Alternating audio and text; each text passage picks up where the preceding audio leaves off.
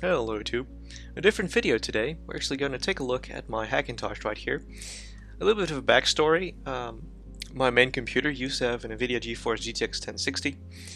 As some of you may know, the GeForce 1000 series is not supported by macOS whatsoever. So because of that, I just decided to move my editing back to Windows. Now, I had some problems there with Adobe Premiere, which would no longer properly import my video. Reinstalled the operating system, reinstalled Premiere, installed other version of Premiere. I just could not get it working at all. So I decided to just say, okay, fuck it. I decided to buy an MSI Radeon RX 480 and decided to try and set that up with macOS. And as you can see, this has been much more successful. My go-to editor used to be Final Cut Pro, and I really had a hard time going back to Premiere and even others. So I really had to get back to editing on Final Cut Pro one way or the other. You've got a couple of options then. You have to either buy a proper Mac, which would be an iMac or a Mac Pro. I do not have money for something like that right now. Or retry Hackintoshing. So I decided to do the latter. And I have no regrets at all. I updated to 10.12.4 today. If it involves another kex that you have to edit in order to get the RX 480 properly working here, but it's not that terrible. In short, if you want to get an RX 480 working on Hackintosh, you need to have either an integrated GPU in your CPU, or you need to have a separate graphics card that you can use that is not a Polaris GPU and not a Pascal GPU. Basically an NVIDIA GeForce 400 series through 700 series. 900 will also work sometime with the web drivers, or any AMD card from the 7000 series. Basically, they will work just fine. I use a GT610, which is connected to a 20-inch Acer display that is currently turned off. My main display is this LG Ultra Wide, but it's working very well.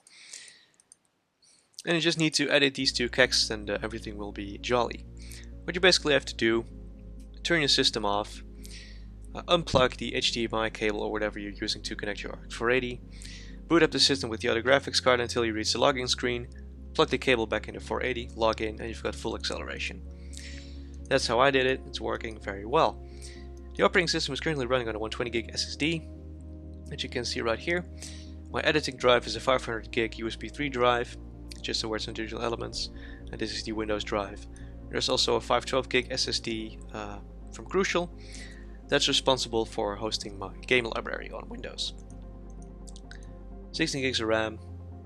Everything is running very, very nicely. So, because I used to have a Retina MacBook Pro and I did all of my work for my thesis on that machine, I spent basically all day long on that laptop in macOS in split screen with a Word document and usually a web browser or something else. For instance, when I had to draw some enterprise architecture, stuff like that, or Visio drawings to make sure that I'd get my point across, just making some models here and there. And that really worked very well, and I've always sort of missed that. Now that I have this Hackintosh back, it really felt like coming home. So it is basically my main productivity operating system. So we've got Microsoft Word, boring old Word. I've got my email set up. I've got messages going, iMessage working just fine. iTunes for music. Photos are imported. Of course, the video editing, which was the main point of going back to macOS in Final Cut Pro. Currently running version 10.2.3. Haven't updated to 10.3 yet. I might do that, but I'm not really too bothered. I think that's the new version, like 10.3 came with Sierra. This is still the El Capitan Yosemite version, but it works fine for what I do with it. And other stuff I do just includes the typical virtual machine management. This is the ESXi web interface for my server, which is to recoup for the people that haven't seen any videos on that. HP ProLiant Microserver Gen 8 with a Core i3 CPU. Used to come with a Celeron, I swapped that out with an i3, and it's running very, very nicely indeed. Maxed out the RAM at 16 gigs, and the machine is doing a very nice job. Currently got a couple of machines on there. I'll just drag this over, you can see the guest OS. I've got 3 server 2016s, got 3 Ubuntu servers, got 2 clients, just a Windows XP and a Windows Vista. They're basically time machines because they're end of life. At least Vista will be soon, and XP has been for a couple of years.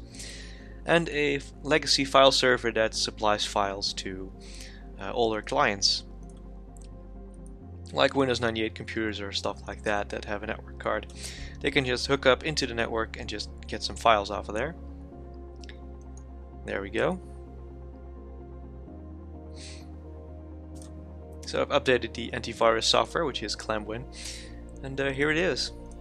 It's very simple, just it has more RAM than it needs to. It has 512 megs. I'll bring that down back to 256. It should be more than enough for this.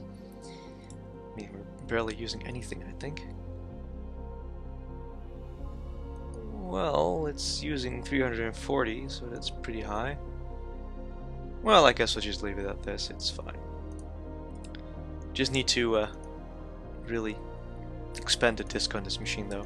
But this is still the test machine basically. I've got some stuff on here. Got some ISO files from some games that I ripped from CDs years and years ago. Some updates for Windows 2000, Windows 98.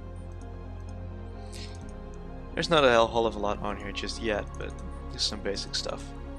It works very well though. Performance is very good, considering it's just a Windows 2000 server for old computers. And everything else is not really all that interesting to watch. They're just some basic Linux servers. The thing that I like about the Mac OS is that you've got a terminal integrated in your system, like any Linux computer, so you can SSH into Linux servers very, very easily. I'll show you that right now.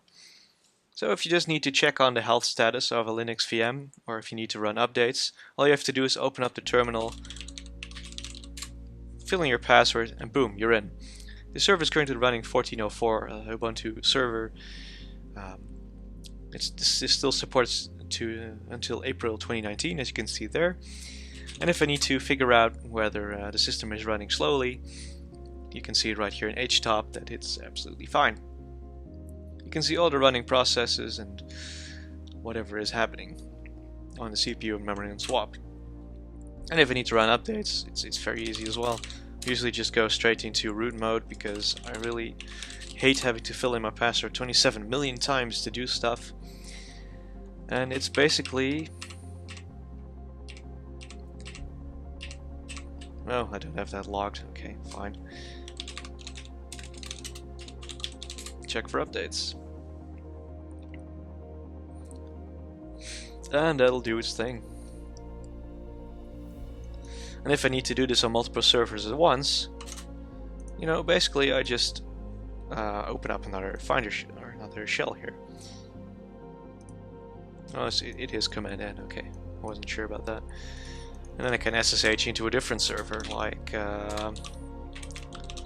whatever is that IP again? 104 as well. Okay.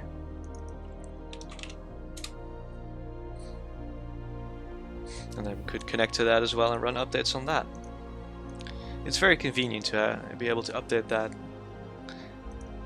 this way, just because the feature is integrated in the operating system. That's very nice. And that's pretty much all I really do with this system. Every now and again I just have a remote desktop session right here, where I'm of course running updates because Windows likes updates. It's just insane really. Many times these servers even nag about, yeah, we need to update. Well, that's great for you, but I don't really care. Because most of the time I have the server running and I don't really do much with it. It just does its thing and I just keep keep an eye on all of the hardware. And that's basically all it needs to do. As you can see right now, it has an uptime of about 6 days. Before that, I was actually testing Server 2016 as a main operating system with Hyper-V. And performance on that was very lacking. Operating system support was very lacking. Basically, if you want all of the features from Hyper-V, you need to run Windows 8 or later. And that's just insane in my book. I'll pick my operating system to virtualize. I'm not going to let Microsoft dictate what I can and can't do. They should just go suck a dick, really. Anyways, Microsoft rant over. So this is basically what I do on my Hackintosh. I work on my documents, I work on video editing, I also play a little game here and there that can run on macOS. I do virtual machine management, and that's basically all I really do. And if I want to play a game, I'll just reboot into that god-awful pile of micro shit, and then I'll play my games there. So there is a place for everything, I guess. That's the take from this. I hope you all enjoyed this video, this little walkthrough of my Hackintosh, and I thank you all for watching.